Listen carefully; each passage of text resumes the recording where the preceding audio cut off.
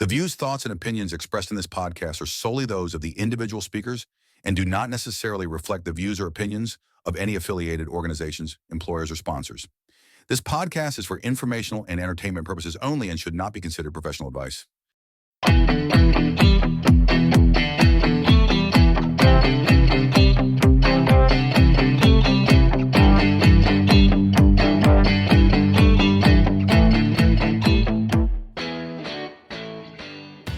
Hello, Dr. Veronica. Thanks for coming on our podcast. How are you doing?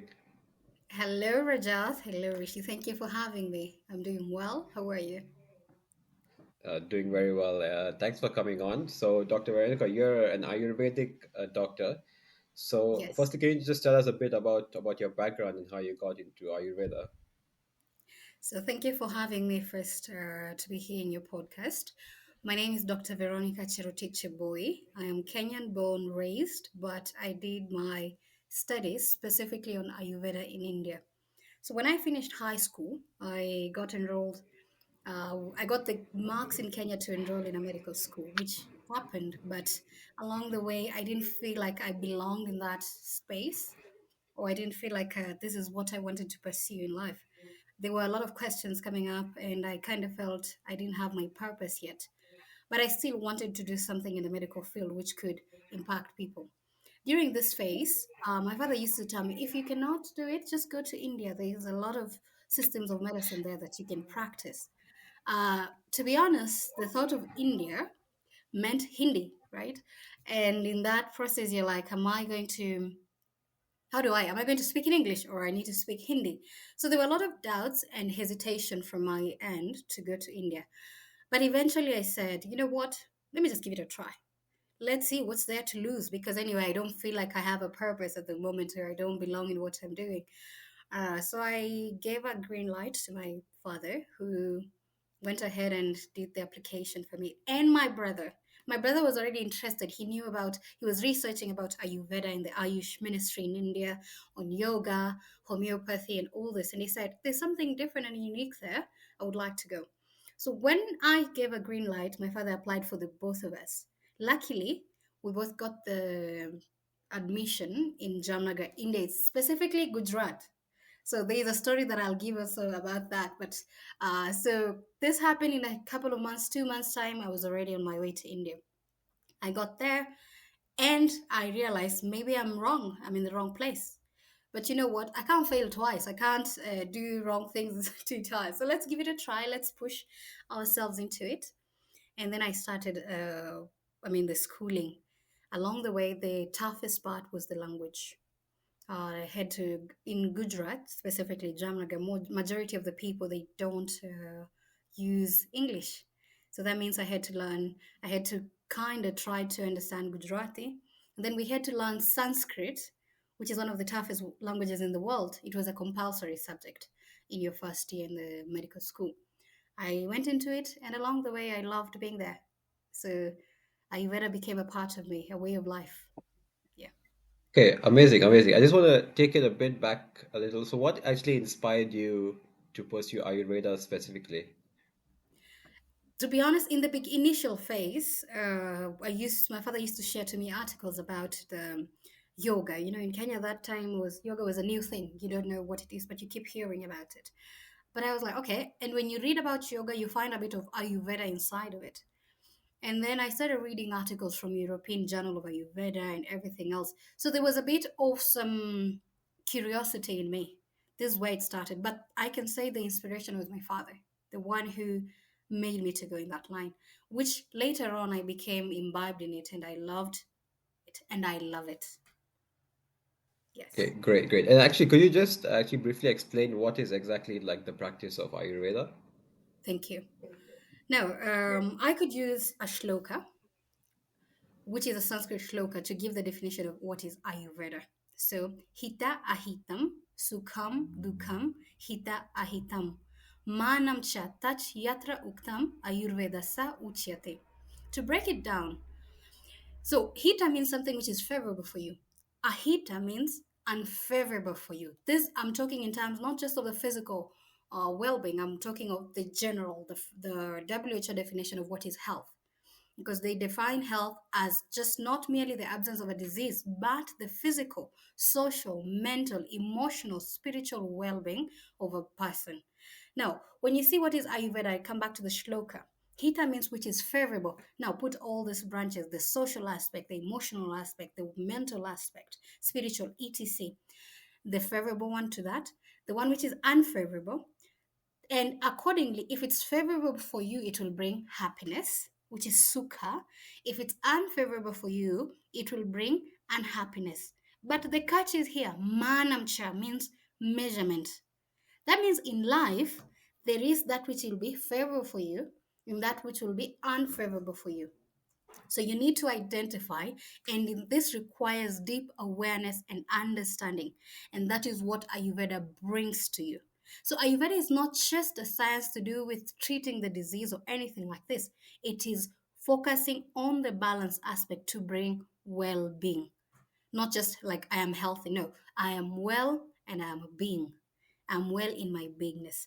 So Ayurveda is a science in layman's language, in simple words. It is the science of life.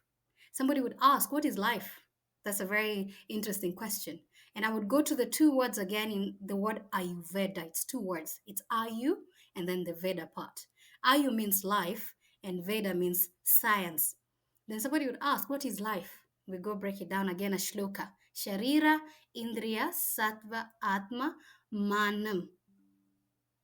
Right? This combination, samyoga means to combine this. So the combination of Sharira, which is the body, Indriyas, which is sense organs, Manas, which is the mind, and then Sattva, Manas is the mind, Sharira, Indriya, Sattva, Atma, which is the soul. So the combination of these four forms something what we call life. And that is not just in humans.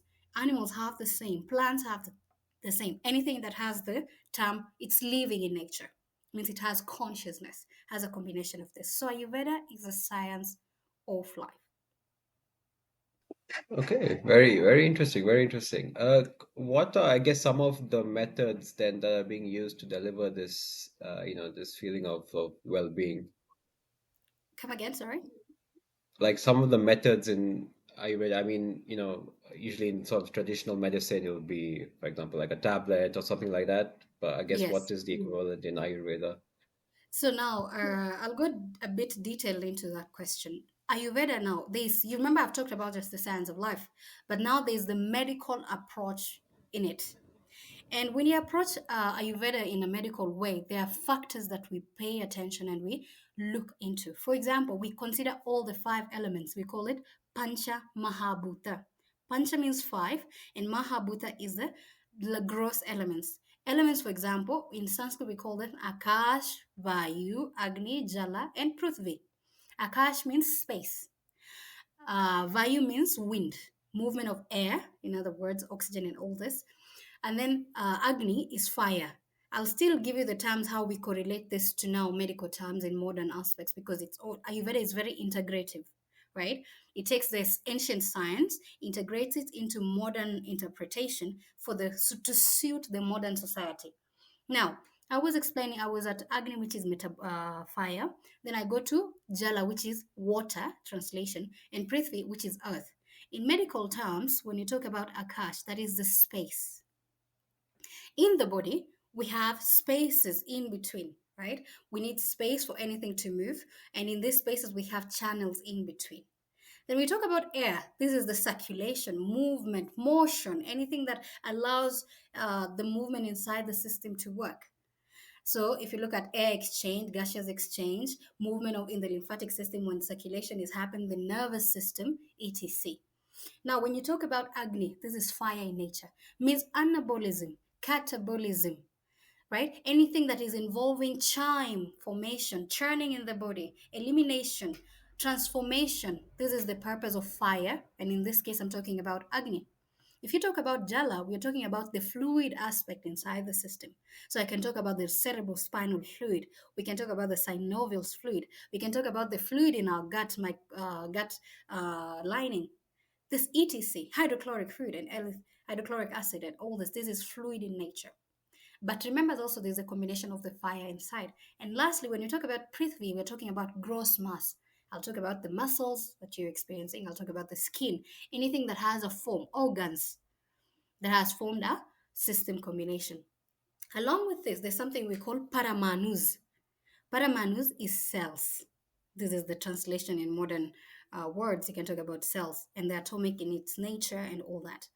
In this, from the cells, you have tissues, you have organs, and then you have a whole system. So when we look at you as a human being, as a system, we are talking about now the proof where all of that Panchamahabhutas combined and manifested to form a physical thing. Now, how do we approach? Once we understand this, there's another important aspect. We mostly focus on something called three dosha. Dosha means something in the body which can cause vitiation or which can cause increase in a substance. So, for example, when there's increase in water element inside the body, I would use Jala Mahabhuta. What will it correlate to? Will it correlate it to flame formation, flu, runny nose, and everything else? We use the term kapha. Kapha is the watery element. We use it in the Panch Mahabhuta. We correlate that to the water element in the body. Vata. Vata means it comes from the word va, that which moves. In the external system or in Panchamahabhuta, we correlate that to wind or air or circulation. And now we talk about Pitta. Pitta is the one which is fire in nature. And that we correlate that to what? Remember, the Agni Mahabhuta. There is a shloka that says, Loka Samasta. Whatever is inside, Loka Purusha, me is Purusha, Loka is the universe. Siddhanta is a theory. So the theory of whatever is within is exactly in the outside. Loka in the universe and my body. There's a correlation in that. And that's why you see sometimes in seasonal changes, you'll have some diseases which are common. Like flu, you see increase in flame when there's a lot of excessive rain or blockages in system in the channels. No, so these three doshas, which is Vata, Pitta, Kapha, is our fundamental base in diagnosis. I'm coming back to the question which you asked me. Now, when we understand which has increased, because they are all functioning in balanced state or imbalanced state.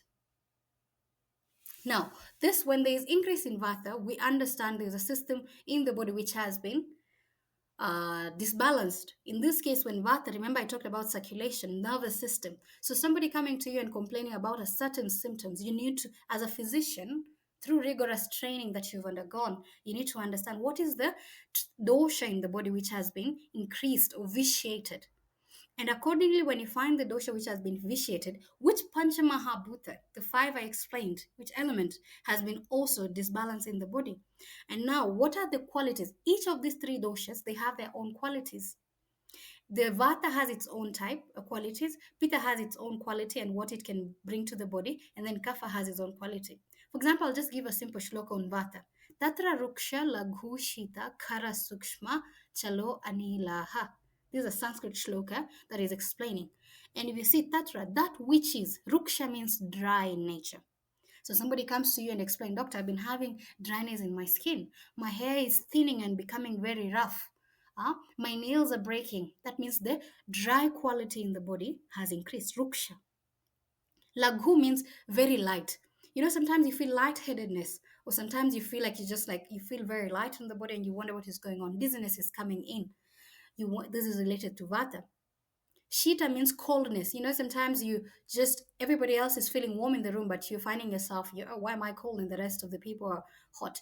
So there's an element in the body which has increased that needs to be balanced, which is related to Vayu or Vata. Kara means rough. So rough and dryness goes hand in hand. Sukshma, very minute. It means it can penetrate any organ. And it's without this, all the other functions of the body, nothing can move. So we call it the circulatory system of the body. So if you find it in modern terms, if you find there's a patient coming complaining, you've taken the ECG or you've done different kind of tests and you're finding there's an increase in something, means there's a blockage in a specific system of the body that needs to be taken care of. Okay, this is the same thing. Pitta has its own qualities and Kapha has its own qualities. Once we understand that, what is our method of treatment? You know, people always say only Ayurveda is traditional and we are only using traditional means. But I want to bring on this podcast the surprise that we are carrying out one of the biggest fistula surgeries, fistulectomy by a method called Kshara Sutra, and it's been the best so far in the world to prevent recurrence of fistulas. This is something, it's research, it's in the papers. You've seen there's a record, there's a doctor from South India who won a record in removing a fistula, which is 104 centimeters long.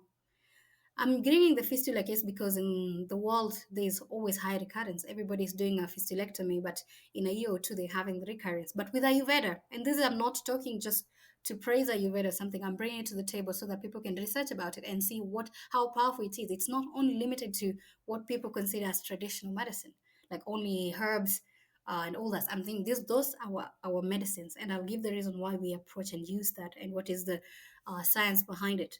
But just surgeries are there, and this comes under the department of Shalya Tantra. If you look at modern surgery, they consider who Sushruta as the father of surgery.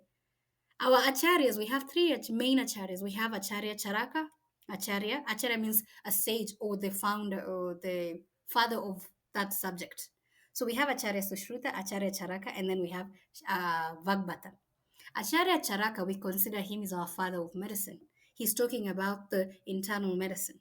And Sushruta is our father of surgery, which modern medicine also, or in the allopathic field, are using that. So many people see Ayurveda as a different line, but in other words, we are very integrated. The aim is to bring integrative healthcare system for everybody to get the kind of treatment or approach that they choose. We should give the people the option to do this. So when we approach now, we come back to the question you asked me, what we're using for treatment. We have surgery field. We have different fields in gynecological. We have forensic medicine. We have toxicology, but we're just using the terms in Sanskrit, which are related in English words I'm trying to translate. And when we treat, we have different kind of medication. We have herbs, herbal mineral, and then we have specifically rasa these, which is only mineral based. Herbs, we're using different kind of plants and detailed structure. It's not like it's just squawk and somebody's going to pick, like for example, black pepper. There's like a lot of people are now romanticizing Ayurveda, and it's becoming a global thing where everybody's just like, oh, you have this, just take this in your kitchen and use it. It is good. I'm not against that. But each thing, remember I used the term manamcha, quantity wise. What is the dosage you're taking? What is your prakruti? Prakruti is the nature, your nature. And what is your dosha? Everybody has every individual has their own body constitution. And this is the beauty also of Ayurveda. We are very individualistic in approach. So once we identify what is your nature, means which category do you fall under. That's when we detail your treatment plan. We put it down, and then we choose a specific herb. But it has been added value. Now you can find them in tablets form. You can find them in syrups. You can find them in capsules for modern use, because Ayurveda is integrative and we need to change with the modern times. When times move, you need something palatable for somebody to take it easily without focusing like, oh, it's just a powder, I need to mix with water. We have that. But in the market, you'll find all forms, tablets, syrups, capsules, and many more. Thank you. Okay, great, great. And so you mentioned about finding the individual's sort of nature. So how do you personalize the treatments, and how do you identify different necessities of different people? Yes. Now, we have something called Prakruti, I've mentioned already before, which means the nature of an individual. Prakruti, it is formed at the time of conception. When your father and your mother, when ovum and sperm come together and they form a zygote, that is when a Prakruti of a person forms. So it also means it traces back not just to you, but also to your parents, and how the time, the place, the season, many factors play a role in bringing this zygote into being. When you grow up, you might adapt some other changes, but there is the innate nature. Now, how do we identify the innate nature of a person? We have different questions that we ask a patient. For example, I can ask you, Rajat, when you are stressed, what symptom that your body shows? Are you a person who will want to make the decision and let it go away immediately? Are you the kind who will just get angry and an outburst, but you're like later you're like, why did I do that? And then it's gone. Or are you that person who will take a side and like, let me reflect on this. Let me take time. Are you as slow as a tortoise? Are you as fast as a snake? Or are you as fast as a wind which is moving, which is Vata, Pitta, and Kapha? That is just an example. Another thing I would use, let's say Rajath and Rishi, you've taken a meal right now. Let's say right now it's the timing, just whatever. Who will feel hunger first? Are you gonna get hungry before Rishi, or Rishi's gonna get hungry before you? Now, why I'm using this is because we need to find the state of Agni, which is the digestive fire. Another trait is: are you a light sleeper or are you a deep sleeper? Do you struggle to wake up in the morning, or are you just a quick person? Are you a morning person or an evening person? Each of this, remember the Pancha Mahabhuta elements I explained before, plays a very vital role in bringing an individualistic nature. Once we have asked all these questions, which is detailed in nature, we come out to check your pulse reading, which we call Nadi Pariksha. We check your pulse. So you take a deep breath, we prepare ourselves in a mental calm state of the mind, and then a trained physician, not just any quack, a trained physician will take, in men, we check the right side because we have the nadis, we have the Ida and Pingala.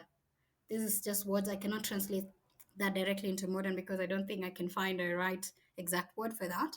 And then we have the Sushumna, which is the middle.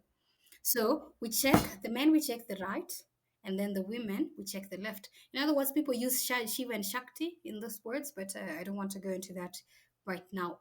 So we check with that and we read your Nadi. Your Nadi can tell us what is your Prakruti, your innate nature. Once we understand that, then we look at now what is a Vikruti, what is the imbalance. Vikruti means imbalance, right? And then once we find that, your Prakruti, and then we see the Vikruti, and we approach individualistically. The same way, you can have a headache and Rishi can have a headache, but you will come to me or you come to the doctor and I will not give you the same medicine. Why? Because I need to remember your individualistic constitution. And there are different types of combination. There's a person who has a combination of Vata, Pitta, and Kapha. Somebody has, that means Vata is higher and the rest are lower, 50%, and then the other one is 25, 25. Another person can have Pitta, which is 80, and then you find the other ones which are low. So you need to identify and see which is the predominant dosha at the time of diagnosis. Yeah. Sorry, Dr. Ari, just so that reminds me what you just said right now. It reminds me a lot of the way someone may say that, say, a banana is good for XYZ, but then how it affects a person's body is different depending on the person's body, right? It's a very similar situation, I think. Yes, Um, exactly. That is, Honestly, yeah. really detailed answer. Now, just from my side, I wanted to, having been an ex-patient of yours as well, um, I wanted you to explain a little bit on the meridians of a body, the pressure points, and Yes. then you can tie that in a little bit into exercise as well Oh, after. amazing. Yeah. Yeah. Thank you. Now, meridians is the modern term that we're using. The Sanskrit word to that is a marma, right? And somebody would ask, what is a marma?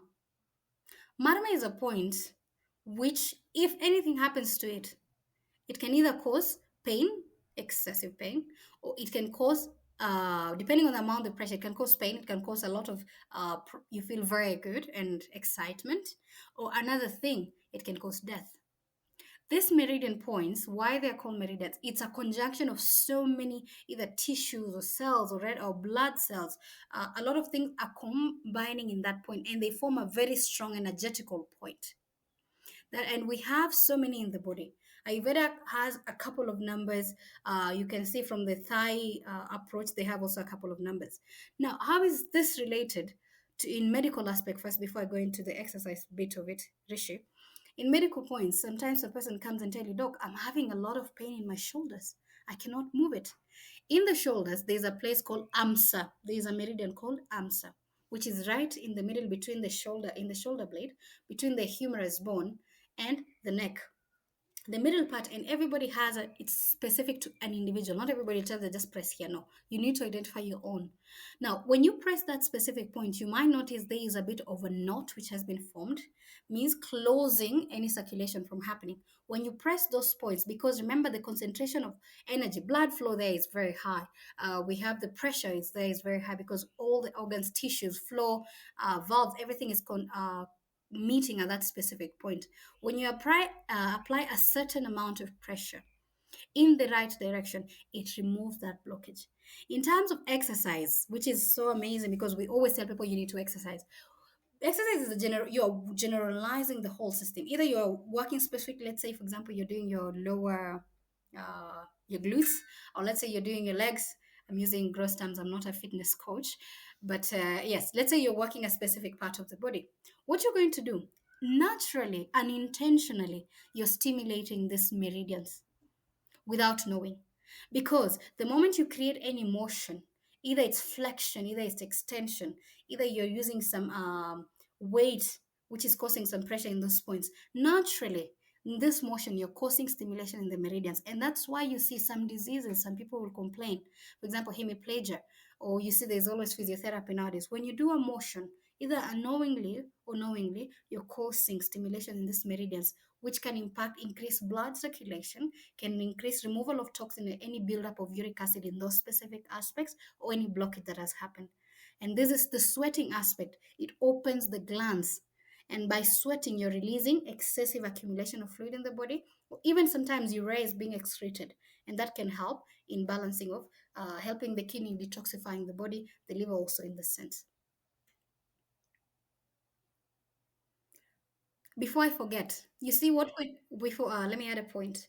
When you're doing exercises, what are you doing most of the time? You're moving against gravity.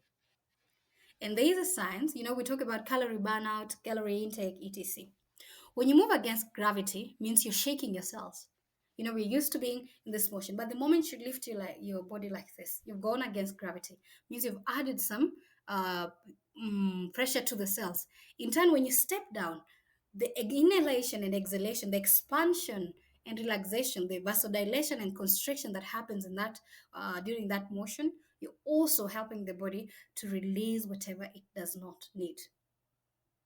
And there's also individualistic approach to exercise. Remember the body constitution I talked about. There's a person who should work for, let's say, 2 hours. Then there's a person who should work only 30 minutes. Then there's a person who should work for 1 hour.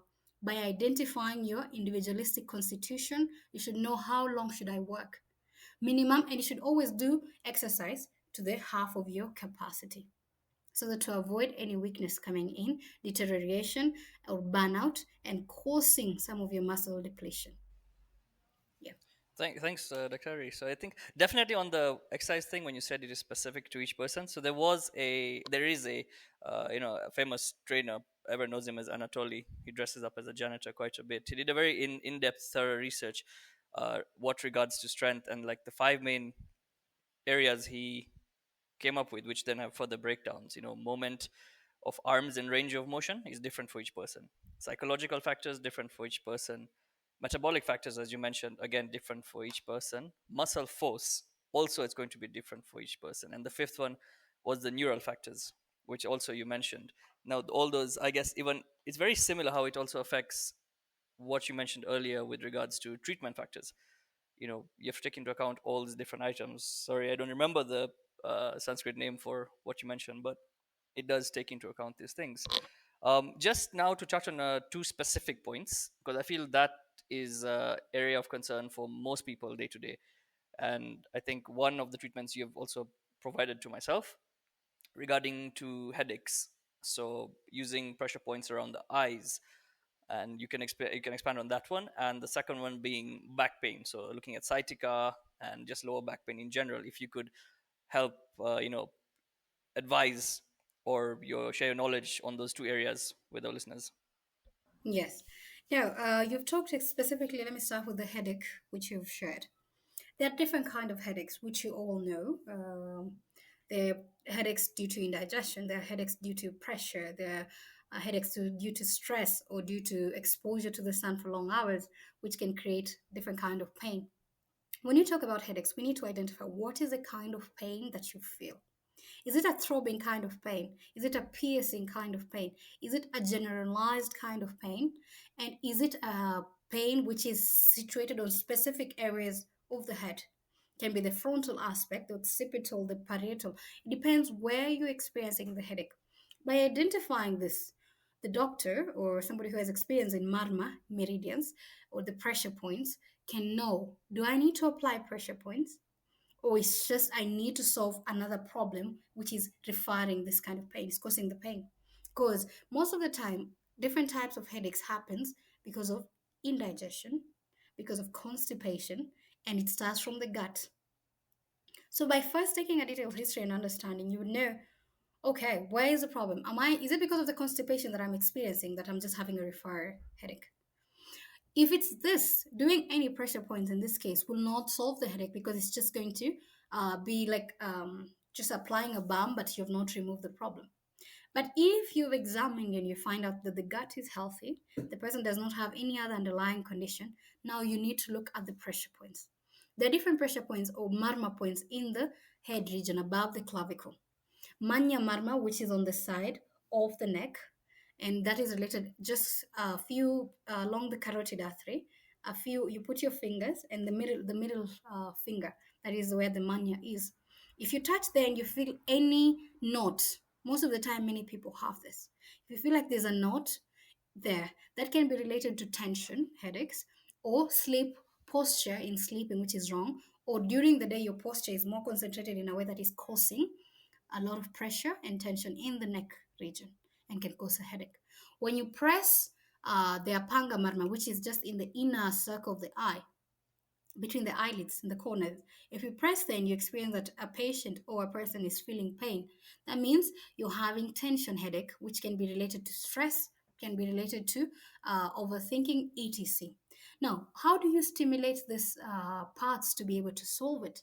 You need to know that there is specific marma. There is marmas which is situated on a bone, which is situated on a muscle, and which is situated in other organs. You cannot just generally apply the same pressure that you're going to apply at a pressure point which is on a bone to that which is in an organ, or that which is on a muscle site. And how do you apply pressure, and how many times? Usually you do in rounds. 3 rounds I always advise, and I would give a reason why we advise 3 rounds: vata, pitta, and kapha. And then why the number of timings, you say if I'm doing it 3 times, I should do with the sapta dhatu. Sapta means 7, and dhatu is the tissues.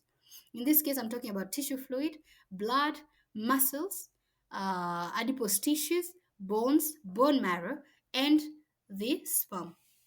I'm using this word, shukra. So when we look at this, you apply the pressure 7 times because you're stimulating these areas, and you do it in 3 rounds, keeping in mind about the three dosha: vata, pitta, and kapha.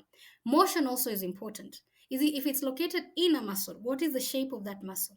Is it a muscle which is circular in nature? Is it a muscle which is longitudinal in nature or transverse? You need to find the direction of those muscles, then you apply the right pressure accordingly. And you would find out most of the time, even in our palms, there's meridians here. In reflexology, there is a part on the top of the thumb. Sometimes when you're having a lot of tension headache, specifically in this headache where you're stressed and there's a lot of tension, just start stimulating that part with a pinpoint kind of pressure. You start feeling a relief. And there's also different types of essential oils which you can use. If it's due to stress, you should use more calming essential oils. If it's due to indigestion, you can use more ushna or hot in nature essential oils. An example is eucalyptus. You find sometimes when you're having a flu, you need to stimulate some specific. And we have another point which is just at the root of the nose. You apply it there in a specific motion, and you can find some relief in the sinuses. So this is related to headache. Now you've asked about sciatica, and this is in terms of the back pain, lower back pain that people experience. You can give a patient painkillers. You can give a patient tablets to take, but most of the time, anything related to the back, in most cases, involves the vertebral discs and the muscles. Usually, there is something called knot formation, KNOT. This is most of the time forms in muscles. If you do not remove these knots, the patient will have just only temporary relief, but the pain will always come back. The pressure points come in handy because you try to use the correct amount of pressure, and you try to fix the posture of the patient. It can be either through rubbing, different forms of massage or different forms of rubbing that you're going to apply on the back, and then the pressure. In the back, most of the time we use deep pressure techniques, which helps to relieve any knots formation. And nowadays, you can see they have improvised. Instead of just only using pressure, you can find things called the cupping therapy. That is one of those therapies which help to remove nodes, for example, in sciatica. Now, in this case, also, you should be careful because sometimes we need to understand what is the factor involved. It can be the vertebrae, the slip disc.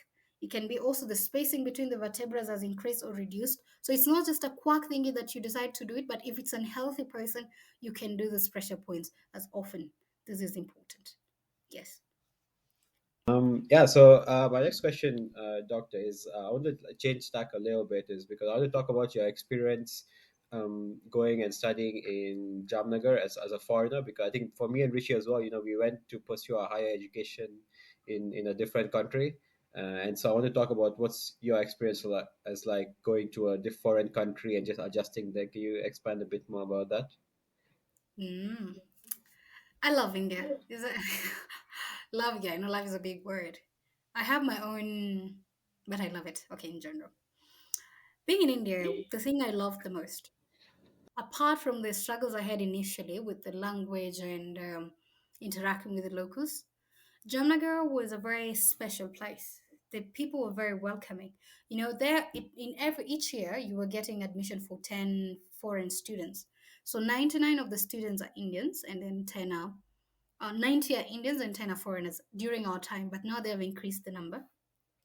And so among the 10 foreigners means, yes, foreigners, automatically become a family because it's small and you want to have that sense of belonging amongst them. But with the Indians, they were very friendly with us initially. Even along the way, they were very friendly with us. They were supportive, even if there was a language barrier, which was we were not able to communicate properly. But along the way, I gave myself a challenge. If you want to be in Rome, do what the Romans do. In this sense, if you want to be interacting with the people, because they were very lovely, very warm, they were inviting us to the cultural events. One of my favorites is the garbas, and in Navratri we would go for the garba. I would win trophies because I loved the play and the dandiya. But there was a gap. I cannot interact with them to that level of heart to heart because maybe they want to tell me something and I cannot tell them something in return. I to give myself a challenge. I'm going to learn Gujarati. Hindi was not my first option. I told myself, since I'm in Jamnagar in Gujarat, I need to learn Gujarati. Hindi will come in automatically. Thank goodness, because of the background in Sanskrit, it was not so hard to be able to pronounce the words, right? To speak the terms. So I started learning Gujarati, but how I learned is also a funny part. I started hanging out most of the time with my Guju classmates. I call them Guju. So I would hang out with them. They would tell me a word, and I'm like, okay, I started catching up. So I remember starting with Kemcho, Saruche, Majamache, Kia Jauche. So I started telling myself, let me learn the vocabs where, how, what, this small syllables, right? And then I understood everything, which is funny. You have to say che at the end of everything. That was my catch. So like even if I'm not saying the right word, I'm like che, and they're like, che, baroba che. And then I realized also Kiswahili, which is the Kenyan language. There's a bit of Arabic and Hindi touch to it.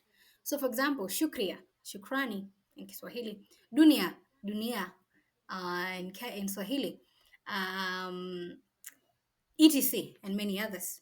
So I started finding like, oh, okay, So so it's not Doctor, sorry, that sorry, different. just let me, Doctor, sorry, let me just Yeah. interrupt 1 second. What you've said is actually quite interesting because a lot of people don't know that Swahili is kind of a branch from Arabic, Yes.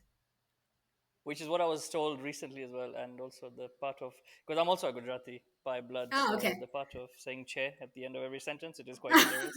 Um, Yeah. sorry, carry on. So this is how, and I was like, okay, let me find the similarities, the words, but interacting with them, I gave myself a challenge.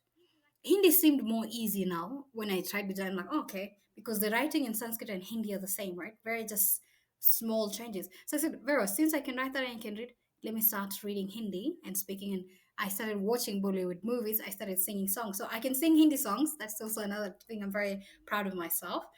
And I told myself, let me start performing. I started performing in arts and centers. So during our school events, I would come on board and I'm singing Hindi songs, and my classmates were very happy and proud. And that brought us also closer. And then I gave my challenge, I need to read Gujarati because the writing is a bit different. So since I can read Hindi, I want to speak Gujarati. I can start already conversing one, two, three, four words. This was 2 years into my studies. I started reading, like how to read in Gujarati and write, which became a bit of a challenge because also the timing you have between schoolwork and doing this, and then sometimes performing because they would call me, the school would ask me to perform. Sometimes some gigs would call me, which I can go. It was not a hustle, but it was a hustle, a form of hustle. They would call me and ask me, Vero, we want you to sing and perform, and people would come and listen. So I would appear on newspapers. Then along the way, this made me to start, like the love for India began there. Then I told myself, I'm not going to limit myself only to Gujarat. There's 47 states. I hear about the Himalayas. I hear about Kerala, the God's own country. I hear about Mumbai, the city of, bubble and bust. Then I hear about Delhi. Yes, they talk about pollution, but there's deep about politics in Delhi and, being centralization. And I told myself, any holiday that I get, one of them I'll go to Kenya, the other one I'm traveling backpacking in India. So I backpacked the entire country. I would, and the best time was during COVID. I remember I was on my final, almost leaving, and then COVID kicked in. And so I had almost 6 months where I was not attending classes, only online sessions. And I told myself, I'm going to make the best of this. How would I make the best of it? Travel. I remember I stayed in Himachal Pradesh. I traveled Spiti Valley. I went biking, the bullet bikes, the Royal Enfields. I would take that either with a friend accompanying me or just alone and going through those beautiful valleys. I remember one time I also backpacked without a bike and I just took my small backpack and I was traveling by public means, which is so beautiful because then you get to see the real, mm, the real India. I can use this word, the humility in it, the beauty that people carry along with it. Even if there was, at that time, I was not having big language barrier because Hindi was already conversing. Gujarati, once you leave Gujarat, nobody speaks it. So you need Hindi for the other parts. And it was very interesting because an African girl found in Spiti Valley. Okay, I'm just specifically mentioned because it was a real thing. Africans were not very used to be seeing in those, distant, far lands where nobody was going, pretty much. I remember I went to Chitkul, which is the last village of India, which bordering Tibet, China, and that's Chitkul. And I was with a friend from Spain. And it was such a surprise because foreigners being found in the midst of nowhere, right? Then we come back to Manali, which was happening, and it's a touristic hub. You meet so many diverse people from different parts of the world, and everybody's like, "What are you doing in India?" You tell them you're studying Ayurveda. It was a big surprise because Indians themselves, they're like, "Wait, a foreigner came studying in our own system of traditional medicine from so many comprehensive medicine from so many years ago." So also that gave me a sense of belonging because they were so curious, and they were so hospitable in times of sometimes I would find myself getting to a place very late and you don't have a place to stay or a booking that you made. They were so warm and kind enough to offer you a place to stay, and then tomorrow they'll show you places where you can stay. You would find sometimes even randomly a person decides to be your guide even if you didn't ask for it. Himachal, going to Kerala, the beautiful plains, the greenery, Munnar, Wayanad, which is now Ayurveda is very deeply rooted in those areas and a hub for medical tourism in India. So also I used to go there in terms of medical tourism to um, see how they are practicing integrating it because there were the highest number of foreigners, especially from the UK, from the US, from Russia. And along the way I have my best friend which whom we were traveling sometimes together. We studied together and then we would travel. She's called Marina from Russia. So also the love she had for Ayurveda and how it brought her to India was very, okay, I don't want to use the word divine, but it was very magical in the sense. She was sick and Ayurveda treated her, and then she decided she wants to study Ayurveda and she wants to bring people to India to get the treatment, which she's still continuously doing it. So India became a love for me. From attending World, I was appointed as an international coordinator for international students on World Organization of Students in Youth for matters on how they are living in India because my story was very deep, right, with how I related to India. And I remember taking students to different parts. We would explore and making them feel the authenticity among the rich culture that is there in India. I mean, it has its own cone. In this sense, like sometimes, you'd find a bit people like, wait, we don't know, they're scared, or maybe they're not yet open-minded to welcome others in. But there was a lot of beauty. And I love going back there. It became home for me. Yeah. Wow, wow, that's amazing. Like the fact that you took it upon yourself to explore the country. Yeah. That's really, really, really commendable. How long in total were you in India for? How many years? 7 years. 7 years. Wow. So like you did you how so how many places did you visit? So you mentioned Himachal Pradesh in the north and Kerala as well. Did you go Okay. anywhere else? Out of, I can say I've visited all states except the Seven Sisters. Oh wow, that's amazing. Yeah. Wow. And That's because Delhi, okay, I can just mention the city. Delhi, Punjab, Chandigarh, Himachal Pradesh, Rajasthan. In Rajasthan, like different food, all those places. Gujarat, definitely all of them, all the cities. Then we go to Andhra Pradesh. Then I went to what is the name? Not Varanasi, Uttar Pradesh. Yes, that state. And I went to Madhya Pradesh, Indore, and all this. Then I went to Bhubaneswar. Coming down, we came to Tamil. Then I went to the central part of Chennai. Like I used to sometimes take a train, because the train would cut across India, and you'd be traveling for maybe 40 hours. But the most places I visited all the time was Goa, Himachal Pradesh, Kerala, and Delhi. This was the most frequented. The other ones I used to go maybe like in a week. I'm just passing through different cities and going. But the places which I stayed even for 3 months, sometimes 2 months, Goa was the highest number I stayed there. Different North Goa and South Goa, Mumbai only a few times. I didn't like to stay in the cities so much because population of Hindi is huge, and then there's a lot of traffic and a lot of all this. So it was not like a place I would want to stay for long. So I'd stay for 2 3 days and then I moved to the paradise places. Like I stayed in Manali for 3 months, but during these 3 months I kept traveling itself. So I went to Dharamshala, Dharamkot, Malhazzi, Dalhousie, sorry. Then I would come back. I would go to Spiti Valley. I would explore the. I went for Kirganga trek, Kaso. I explored these places. I would go to what is the name of this? The Snake Lake, Snake Temple is there. They call it that, but Naga Temple. Um, yeah, I forgot the name. But anyway, it's in this. Before you go to, you start going towards Spiti Valley. Before you take the road towards Spiti Valley, Pin Valley, and all this. Okay, I forgot the name, but anyway. So it's a Naga temple which is there. So I went even to the most deeper because I was also not just curious about the lifestyle, but I was also curious about the temples and their spirituality and the way of life. Then I did the yoga festivals, Rishikesh, all this Varanasi, Agra. Yeah, amazing, amazing. That's really cool. And you also mentioned before that you watched a lot of like Bollywood movies and Bollywood songs. Do you have a yeah. favorite movie or a favorite song? Favorite song, favorite movie is this one. By oh my goodness, what is his name? Kapoor.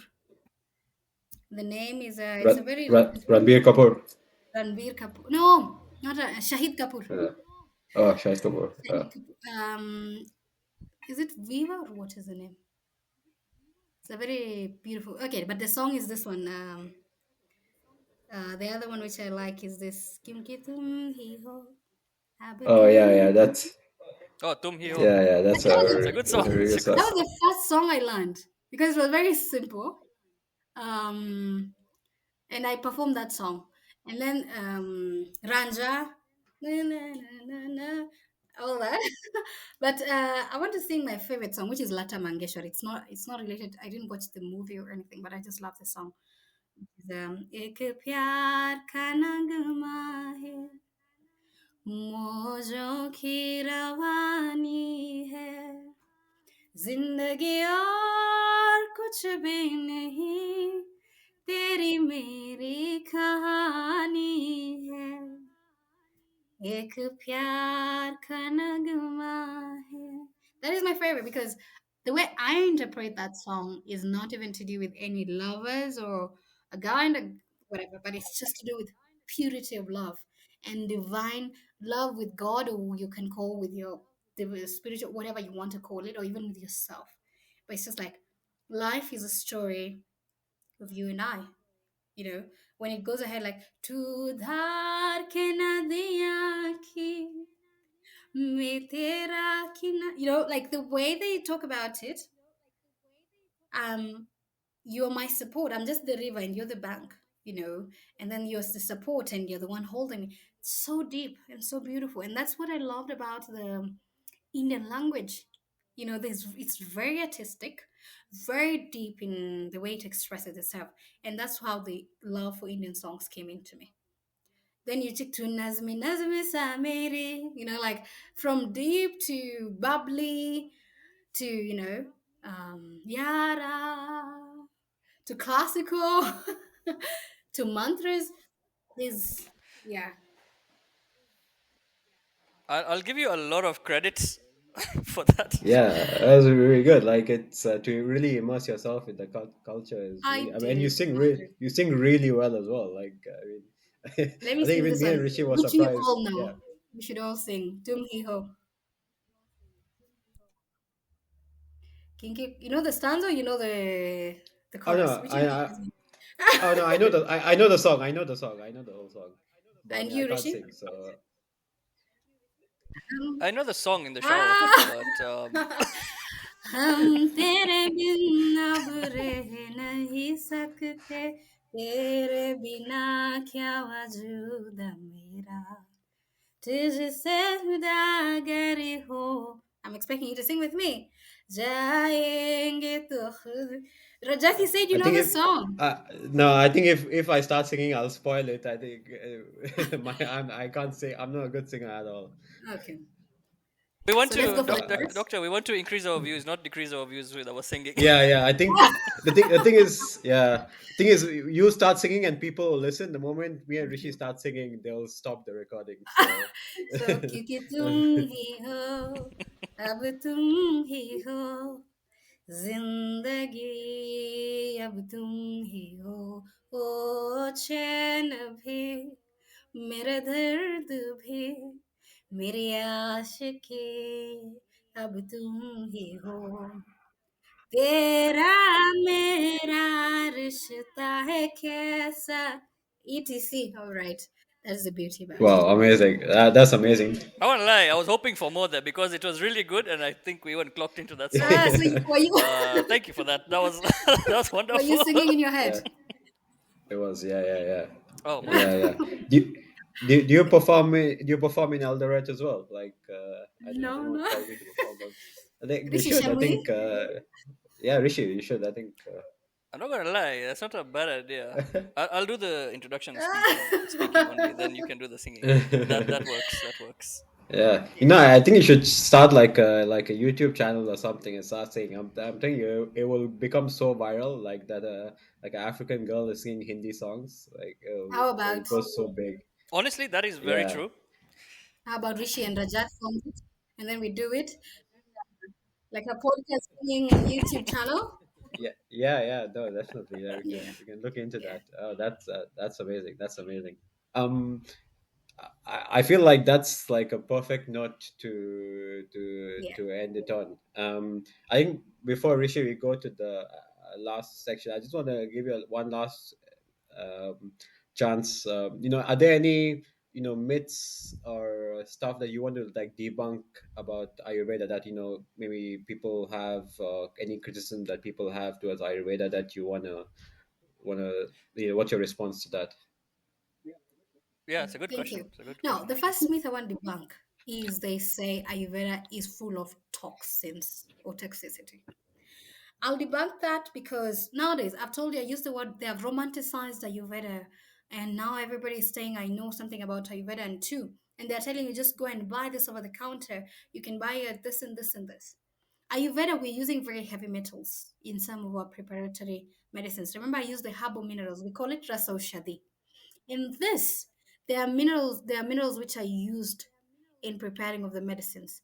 If you do not buy it from a legit source or from somebody who has credible, has studied it and have undergone the right measures on how to purify them, you can find some toxicity in some of the medicines. And that's why it's very specific for you before you undertake anything. Always get an advice from a professional, not just because you've read it online and you're going to use it. Then that's how you see some people like, oh, that is one of them. Oh, it's toxin and you cannot use it. It's this and this and that. Number two, that people, another myth that people are having, they're just saying, ah, if it is just kitchen, if it is just that, just herbs, pick anything, take it. Trust me, everything has a quantity in it and has a good side of it and a bad side of it. You need to have a knowledge, a detail into like, okay, what am I using it for? What is my nature? What is my this and this and this? So if you just are using it because it's just like, oh yeah, I can use it just in food, I can use this and this, you will have other side effects that will come from it. Another myth that people say, they say Ayurveda is not medical. It's just a quack thingy and anybody can do it. Trust me. I didn't study, or we didn't study the first degree for 5.5 years. You go deep into it, you learn the language, the philosophy behind it. So Ayurveda is just deeper than just, you cannot limit even, I cannot even just limit it to medical. It's a way of life. It's a way of how you do things, of how you interact with everything. And then lastly, Ayurveda they're saying is just pseudoscience. Ayurveda is very scientific. I've brought the aspect of surgeries that we are carrying out. Research is out there. So before you approach and go into anything, have the right details, the facts into it. And if you're interested, go and learn it. You don't have to be a doctor, but you can just use it in your daily life. Yeah. And another praise, I love Ayurveda. I live the Ayurvedic way. And I've seen miracles and wonders with it. Take it from a girl who is so far away from anything close to have any family related to Ayurveda, but just being the first from their generation. Thank you. Amazing, amazing. Rishi, anything else from your side? I think honestly that was very informative and amazing. Honestly, I think we will eventually have a second podcast on this because there's so many topics, so much information to touch on. I think just your first 5 minutes itself can be broken down into an extra 5 hours. Um, there's a lot of detail and knowledge going on there. But it was very, very informative. But yeah, can definitely move on to the last part. So this is just a fun, relaxed session. We just do like 5 rapid fire questions, not relating to work, something a bit different. So we'll get started on that. So first question would be, what's a hobby you would have outside of work? Oh, you already know. Singing. Number two, hiking. I love hiking and dancing. And I'm Oh, always like nice. this. Anyway, yeah, I'm always dancing. The energy is there. I think even when you do speak, it. I see where that comes. Very nice, very nice. So another, okay, a bit of a deep question. How would you handle, failure or setbacks if you're willing to share an experience of such as well? Wow.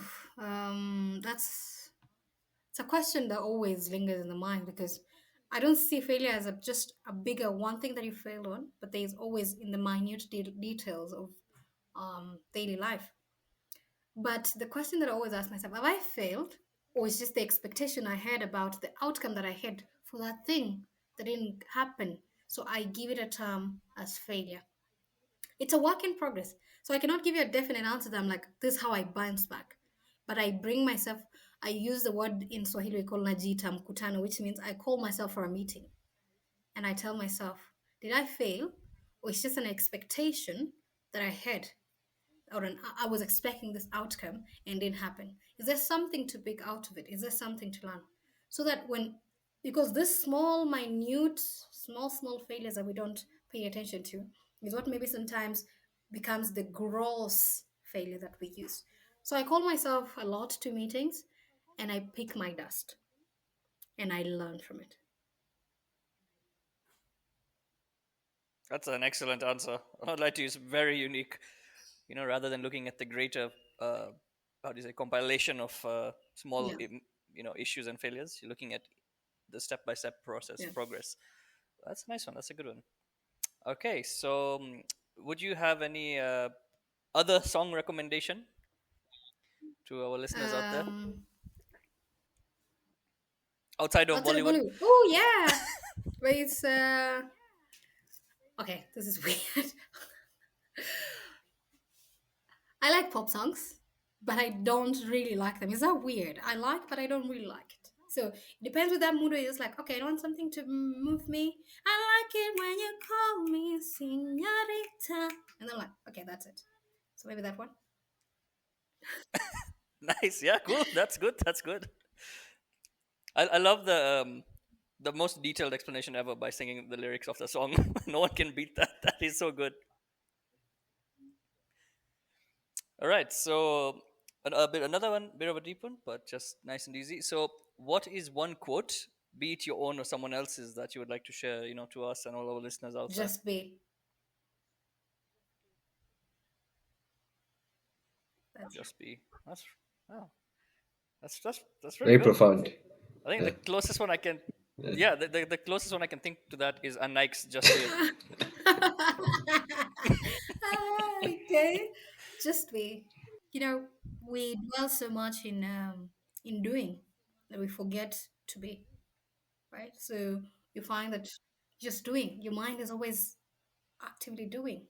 Can I just be? Simple as that. Oh, no, very nice, very nice. And on to the final question of this amazing, uh, you know, morning, evening, afternoon, wherever you are.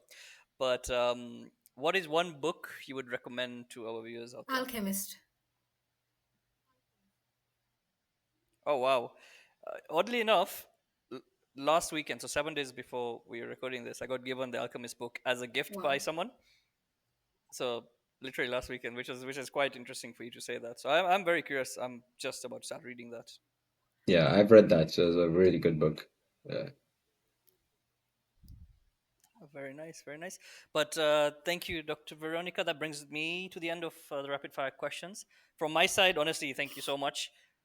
This was extremely detailed, and I'm sure a lot of people are not expecting what you had in store for us over here with the knowledge, with the skill, with the singing, with the Sanskrit words, the languages. There's a lot, and definitely this can information can be broken down over a series of episodes. From my end, as usual, to all the listeners out there, if you have any questions, you want to, you're curious, feel free to reach out. We will link you up with the one of a kind unique Dr. Veronica over here. But from my side, I think that's it, Rajat. Yeah, no, thank you again, Doctor. I hope you enjoyed it as well to come on our podcast. I do. I had a great interaction here, and I look forward to further interactions, to sharing, because there's a beauty in, when knowledge is, you've gained something. I don't call it knowledge, but when you've acquired something and it's a working process because it's never ending, and you share it, it becomes even deeper within ourselves. And this beauty that you can be able to put out information for somebody else to use it out there, it is beautiful. And I just see your name is Rajananda. Raja Anandam. In Sanskrit, I'll break that word into two. You're a king and Anand. Anand means bliss. You're a blissful king. Wow, That's wow, amazing. amazing. Even That's amazing. Rishi, I even see I Rishi didn't know that. means So, like the word Rishi is also a sage. So I'm speaking to a sage and a king of blissfulness. wow, Amazing. amazing. Wow, Great. we're gonna use that in the podcast to promote. Yeah. Yeah, great. No, but yeah, thank you again, Doctor, for your Thank you, for your Dr. expertise. This has been very amazing. And yeah, to everyone else listening, if you guys enjoyed it, give a like, share, subscribe, and we will see you in the next episode. Thank you. Bye Namaste. Bye bye. bye.